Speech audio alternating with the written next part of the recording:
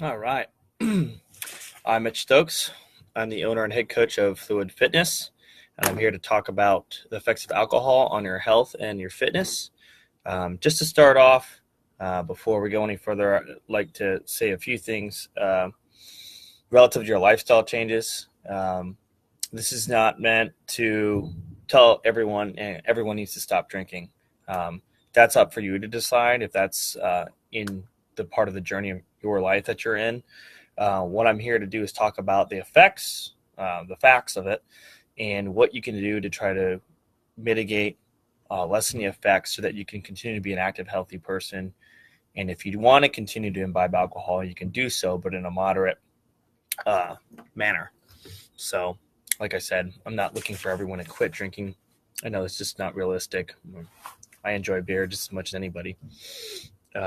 So, just to get started here, um, just some general effects. This is more for the guys, but women, you have testosterone in your bodies as well, just not to the degree that males do. But imbibing anywhere from, let's say, 3 to 4 beers, 3 to 4 drinks, depending on the alcohol content, or 150 grams of alcohol can reduce your testosterone levels up to 20 to 25%, which may not seem like a lot when you're talking about an aging population. Let's say you're in your late 30s to 40s already. Males are already dropping in testosterone. Some people do have problems with that. Um, you're already at a deficit, and then you're reducing it further for the next 72 hours.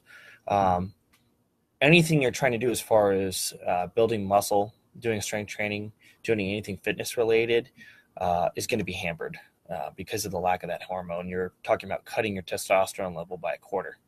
So, something to think about.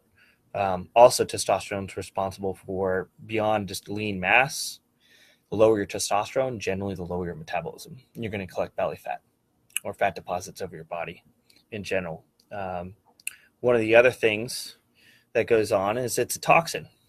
Alcohol is a toxin. It gets talked about by people, and this has been brought up to my attention several times over the last several years.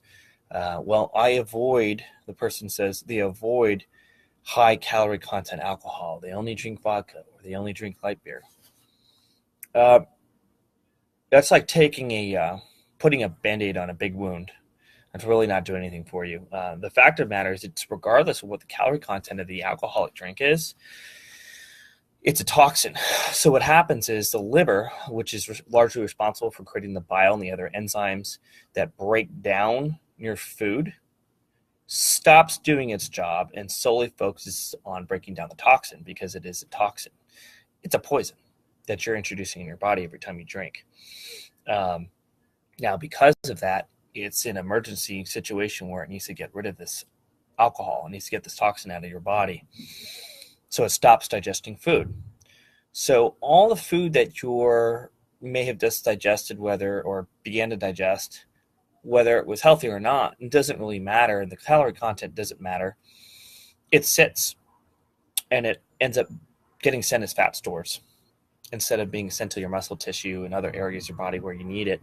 You end up storing it as fat because you are slowing down or reducing or completely suppressing your body's ability to metabolize the food you just ate because it's too busy doing its job, saving your life basically, and cleaning that toxin out of your body. So, something to think about. Sure, maybe it's only got so many calories in that Miller Lite or whatever it is, but it really doesn't matter because the rest of the food that you just ate just got sent to fat stores anyway because you're drinking alcohol. Now, again, we're talking anywhere from 3 to 4 beers. If you're only having one drink occasionally, you're not going to have that quite of an effect on your metabolism, but it does slow your metabolism down. Um, Moving forward, muscle tissue. Because you are not breaking down those nutrients and your liver is busy flushing that toxin out of your body and breaking it down, the muscle tissue that, let's say, you trained that day in the afternoon, you did a strength training session, you did a lot of soft tissue damage, and then you went to an after party or you went out to dinner and you had 4 or 5 beers, what have you. Not only is it getting sent to fat stores, but the muscle tissue that didn't get the nutrients it needed starved. So, you know, we always hear, you should have a protein shake. You should have some kind of source of proteins and a little bit of carbohydrates post workout. If you had that, and then within the next few hours you're drinking alcohol, it kind of cancels out. It really didn't do anything for it, and you starved the muscle tissue, which not what you want to do if you're trying to build any kind of strength. If you're trying to get a leaner body, add lean mass, alcohol really is a big hamper. Let's see here. Alcohol cannot be stored because it's a toxin, so it doesn't sit in your body. Is there calories? Sure, but it doesn't get stored. You see someone walking around with quote unquote a beer gut. It's the food that they're eating that's being stored as fat. So the alcohol doesn't get stored. It's actually the other foods that you're eating, the other nutrients that you're getting in your body is sitting in fat stores. It also causes massive dehydration in your body. Anyone knows that they've done a heavy night of drinking, more than a few drinks, you're going to be dehydrated the next day.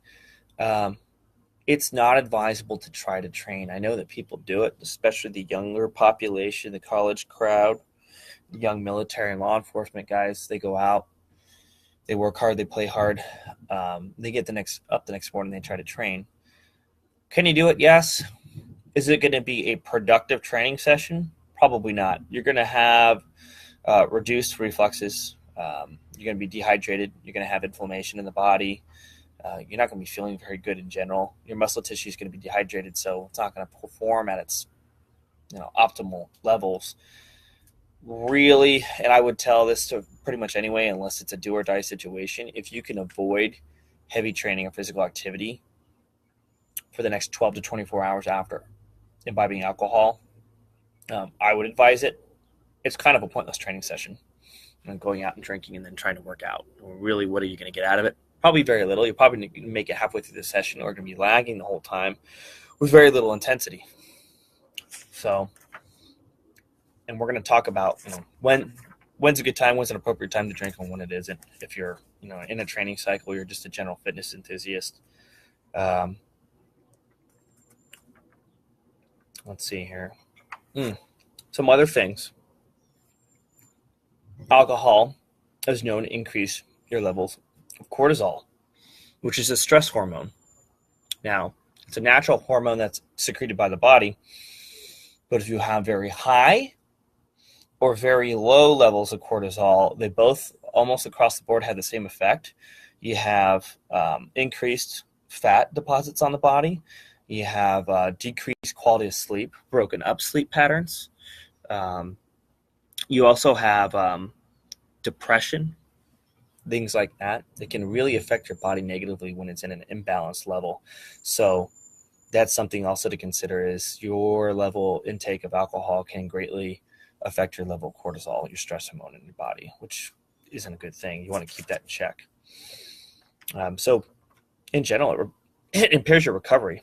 It suppresses your muscle protein synthesis, your body's ability to produce more muscle, by up to 37 to 24%, depending on how much you're drinking. That could vary. If you're, like I said, you're having one or two drinks, probably not that much of an effect. It's only going to take you, 12 to 24 hours to recover from that. But if you're imbibing a lot of alcohol and, it's on a regular basis, that's something to consider. You're not going to be able to produce more muscle tissue if you're drinking alcohol. One of the other things that goes on as far as your metabolism goes and people gaining weight from drinking is it inhibits the hormone leptin. Leptin is responsible, among many things, it's responsible for making you feel full when you're done eating. Get that full feeling. Everyone's had it happen where they have dinner, they have a meal, they have a few drinks, and next thing you know, they're snacking or they're asking the cook for a late night menu. They don't need the food, and their stomach is probably still digesting. It's 3 hours later, you're still in your small intestine digesting your food. They're not realizing that they're not in need of more food. They're still digesting the food they just ate, but because of the suppressed hormone because of the alcohol, they continue to stuff their face. And they do that at night. They'll do that the next morning. Uh, you'll see a lot of people, generally it's kind of a cultural thing where people binge on bad food habits the night of or the next morning after drinking a lot of alcohol. That's partly why. Um, so that's something to consider as well. Is you don't even know that you're full, but you continue to eat because you're desensitized. Um, so something to think about as far as what you can do to kind of cut down on the effects of the alcohol and how it's affecting your health, especially if you're trying to be active, you're trying to lose weight, you're trying to maintain a body weight, you're trying to reduce body fat. You can avoid drinking anywhere from 3 to 6 hours after training or training plus your post-workout meal. Okay, whether that's dinner, lunch, or shake, whatever it is, try to avoid the alcohol immediately after training. That's when it's the most damaging. It's going to have the most effect on your recovery. Wait a while. Wait up to 6 hours. If you're training at a 4 or 5 o'clock evening session, wait till around 8 or 9 if you're going to go out with your friends and have a couple beers. Give your body some time to recover from the soft tissue damage that you just did. I think it's going to pay dividends down the road. You can avoid low shelf alcohol. It's just a general known fact. If you're drinking cheaper drinks, there's more free radicals in it. It's going to dehydrate you further. You're going to have a worse hangover. You're going to be even more useless for a longer period of time. So something to think about. I talked about the calorie content of some of these drinks. Avoid sugary drinks. If you are going to drink alcohol, the alcohol's damaging, but so is the sugar in the sodas. You're talking about a Jack and Coke or Sprite, all these soft drinks that they're mixing in with the alcohol. It's even worse, if not worse than the actual alcohol itself, is the sugar content. So try to avoid that. Stick with straight alcohol. You can have scotch on the rocks. Maybe it's not directly up your alley, but I'm sure you can find something. Soda water instead of actual soda. It's a good substitute. If you're going to have beers, my attitude with that, if you're going to have a couple beers, have a beer that you enjoy rather than worrying about with the calorie content, and just drink in moderation. I'd rather someone enjoy themselves, have 2 or 3 beers, be done with it, than be drinking 10 Bud Lights because they think that they're doing something for themselves when they're really not. Moderation, like I said, keep it to a dull raw. If you're really worried about your health, you're really trying to make a change in your lifestyle, keep it under 150 grams or under 3 to 4 drinks at the max. Keep it under that. Keep it to the weekends. Don't drink during the week. You have work to do. You have training sessions to complete. It's just a lot easier to get through those things and get through the week and recover from all the work you're doing and see progress if you're not constantly bombarding your body with alcohol, with a toxin. Keep it to the weekends, 1 to 2 a week at most. Friday, Saturday, done. Another thing you can do, avoid drinking the night or 12 to 24 hours before a training session. If you're going to drink, make sure it's the night before a recovery day or a rest day where you're not going to go in the gym at all. Most people don't work out on Sundays. But Saturday night's perfectly fine. It's acceptable to have a couple drinks. That's going to give you time to rehydrate your body, recover from the alcohol abuse, because it is abuse. You're abusing your body, whether you have 1 drink or 10 drinks. And that way, come Monday afternoon, you're not going to be in such a bad way.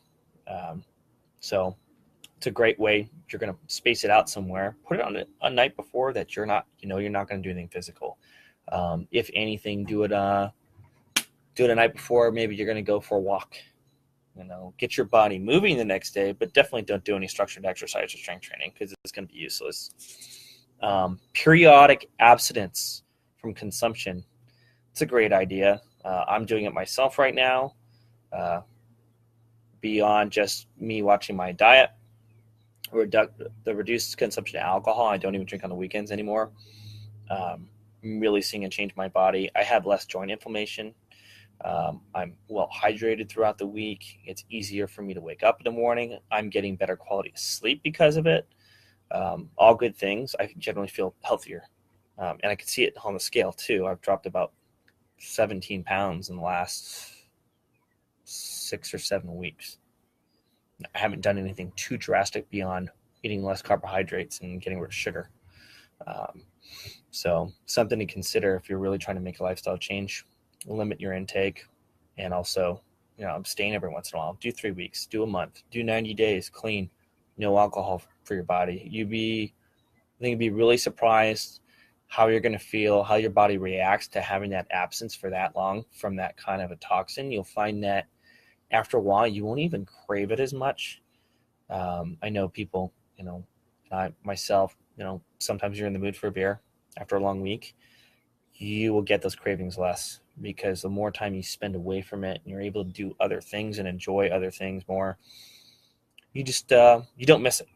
You don't miss it as much. So something to consider is beyond abstaining completely, like I said, which isn't necessarily realistic for everybody and not something that everyone needs to do.